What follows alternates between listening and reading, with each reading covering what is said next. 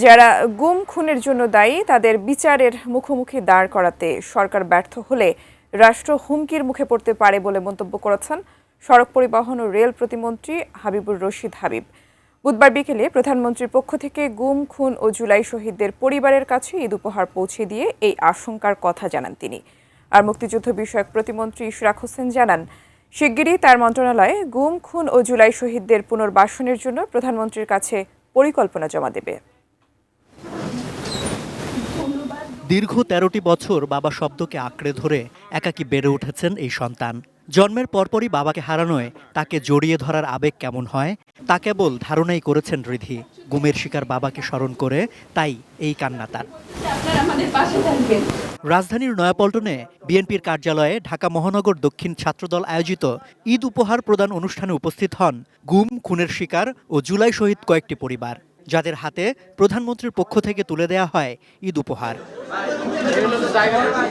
এ সময় মুক্তিযুদ্ধ বিষয়ক প্রতিমন্ত্রী ইশরাক হোসেন জানান, আওয়ামী লীগের শাসনামলের ১৭ বছরে যারা গুম খুন হয়েছিলেন নতুন বাংলাদেশ বিনির্মাণে তারাই সাহস জুগিয়েছেন। কোয়ালিটি সম্পন্ন আন্তর্জাতিক মানের still bar CSRM, committed for better still.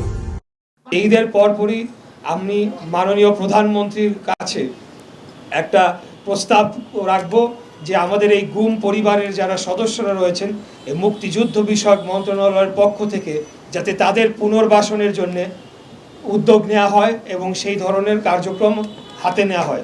যারা গুম খুনের জন্য দায়ী তাদের বিচারের মুখোমুখি দাঁড় করাতে সরকার বদ্ধপরিকর বলে জানান সড়ক পরিবহন ও রেল প্রতিমন্ত্রী হাবিবুর রশিদ হাবিব। সে লক্ষ্যে প্রয়োজনীয় ব্যবস্থা প্রধানমন্ত্রী নেবেন বলেও প্রত্যাশা করেন তিনি। ফ্যাসিস্টরা যারা তাদের সন্তানদেরকে শহীদ করেছে তাদেরকে বিচারের সম্মুখীন করা, আর আমরা যদি সেটি করতে ব্যর্থ হই তাহলে আগামী দিনে রাষ্ট্রে তার অস্তিত্বের হুমকির সম্মুখীন হতে পারে। সম্রাট আনোয়ার, এটিএন নিউজ, ঢাকা।